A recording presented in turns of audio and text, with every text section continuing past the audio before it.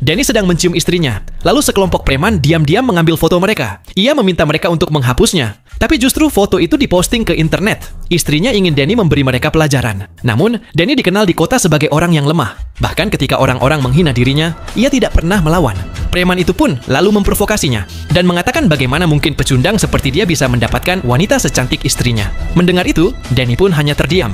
Di dalam mobil, istrinya hanya bisa istighfar melihat Danny. Tetapi istrinya tidak tahu bahwa Danny memiliki masa lalu yang kelam dan berbahaya. Keesokan harinya, Danny membawa putranya yang masih kecil ke supermarket. Saat membuka pintu kulkas, seorang pembunuh bayaran diam-diam mengincarnya.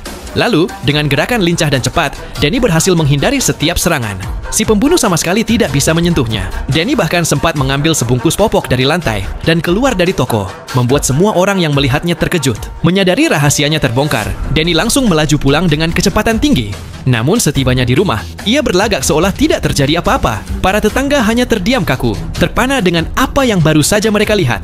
Danny tahu ia harus bergerak cepat. Ia mengeluarkan sebuah tas besar dari bawah tangga. Di dalamnya ada senjata dan paspor dari berbagai negara. Ia segera berkemas dan membawa ketiga anaknya untuk menemui sang istri, Jessie. Ia bilang pada keluarganya bahwa mereka akan pergi berlibur ke Las Vegas.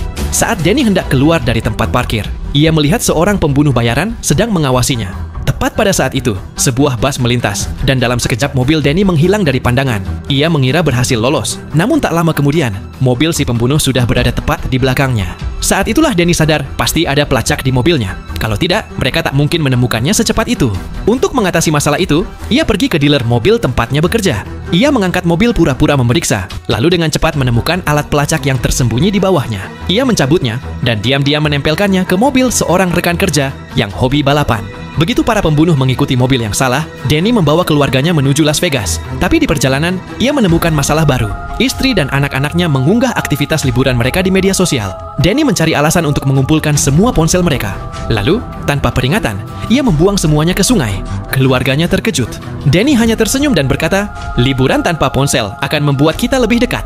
Sementara itu, di rumah Danny, Mike pemimpin para pembunuh tiba. Saat melihat foto keluarga bahagia Danny yang berjumlah 5 orang, ia marah besar. Ia segera memerintahkan semua anak buahnya dan para peretasnya untuk menemukan Danny dengan cara apapun. Nah, cuplikan adegan film ini bisa kalian saksikan dengan judul The Family Plan 2023.